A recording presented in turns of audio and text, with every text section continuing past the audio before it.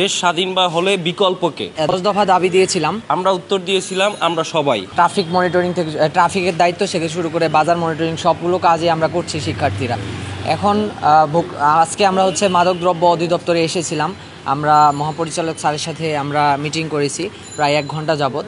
তো আমরা 10 দফা দাবি দিয়েছিলাম। তো স্যার সব দাবির সাথে একমত হয়েছেন এবং সেই দাবিগুলো নিয়ে যেন কাজ করতে পারে, সমাজে বাস্তবায়ন করতে পারে, এই দিকেও তিনি আমাদেরকে আশ্বাস দিয়েছেন।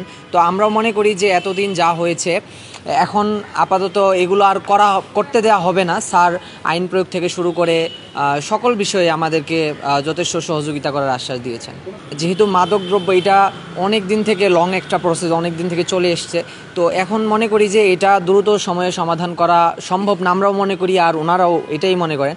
তো আমরা ওনাদেরকে বলেছি যে আপনারা যত দ্রুত সম্ভব খুব তাড়াতাড়ি এই সমস্যাটা সমাধান করেন। যেহেতু আমাদের এই বৈষম্য বিরোধী ছাত্র আন্দোলনের মাধ্যমে আজকে যেই দেশ সমাজ সংস্কারমূলক একটা রাষ্ট্রে পরিণত হচ্ছে, সেই অনুযায়ী কাজ করার জন্য কিছু দিক নির্দেশনা আমরা দিয়েছি। তা যেহেতু এখন দেশটা আমাদের এখনও অন্তর্বর্তীকালীন সরকারের গুছাতে কিছু সময় লাগবে, সেই ক্ষেত্রে ওনারা যথাসময়ের মধ্যে কাজ করার কিছু আলটিমেটাম ছিল, যেমন প্রশিক্ষণ ব্যবস্থা, কারিগরি সহায়তার ব্যবস্থা, প্লাস যারা এই পর্যন্ত মাদকাসক্তির সাথে বিভিন্ন মামলায় জড়িত ছিল তাদের সঠিক তদারকি থেকে শুরু করে সকল কার্যক্রম দ্রুত সময়ের ভিতরে করার জন্য আমাদের এখান থেকে আলটিমেটাম দেওয়া হয়েছিল।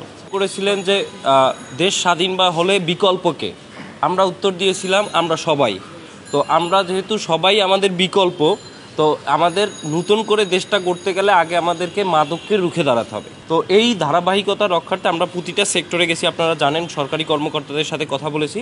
তো আমরা আজকে মহাপরিচালকের সাথে কথা বলেছি, উনি আমাদেরকে আশ্বস্ত করেছেন এবং উনি বলেছেন বিগত দিনে যা হয়েছে এটা আসলেই আমরা কাম্য ছিল না। এখন আমরা নতুন করে বাংলাদেশ গড়তে হলে আমাদের আগে সবার প্রথমে মাদকের বিরুদ্ধে সোচ্চার হতে হবে। যেহেতু বিকল্প আপনি আমি আমরা সবাই, তাহলে আমার একার আসলে হবে না, আপনারা নিজেরাও যার যার জায়গা থেকে আপনারাও একটু সতর্ক থাকেন এবং মাদককে না বলুন।